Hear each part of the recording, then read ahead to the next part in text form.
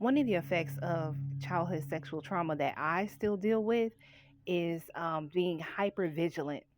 And anyone can experience this, whether it's sexual trauma, emotional, whatever. But that's something that I still struggle with. I am extremely hyper vigilant. Like, for example, if I drive past or I'm in a neighborhood and I see a car where there are men standing around a car and the windows are darkly tinted, like where it's like the limo tint, right? You can't see anything, right? So when I see that, for some reason, like something goes off in me, and I'd be thinking, like, I wonder if they have an underage girl in that back seat. I wonder if they have an underage boy in the back seat, and they're doing things with this underage child, basically. And it's just, I don't know, it's just something that just really, really, really bothers me. The other thing is that whenever I hear screaming, it takes me back to that moment when I was 14 and this drunk man was trying to RAPE me in the middle of the street. In the middle of the street, y'all. Here it is. Yeah, I went out there. However, he took advantage of that situation and it scared me. It scared me. And I remember screaming so loud and I'm saying, help me, help me. And I'm thinking it was probably maybe 2 o'clock in the morning.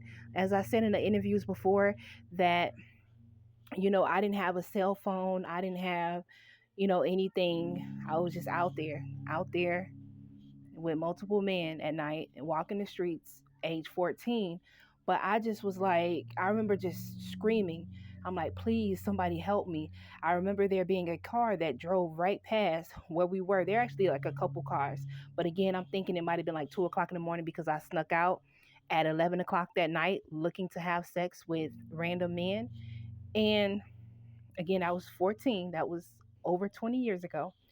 So there was this one particular car that drove past us, and I remember tapping the windshield. Like, that's how close it was. I remember tapping the windshield and just saying, please help me, and he shooed me off.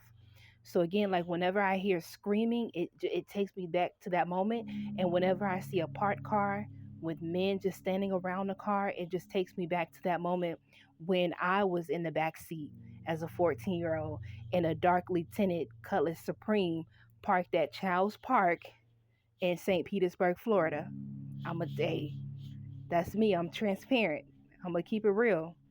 I've been sharing my story for over 20 years, and I'm gonna keep sharing my story because these are things that's happening. These are things that's happening to young girls and possibly even young boys. Suppressed wounds, redemption, and recovery. When suppressed wounds begin to heal. Oh, check out my ebooks, y'all. Check out the ebooks. The link is in my bio.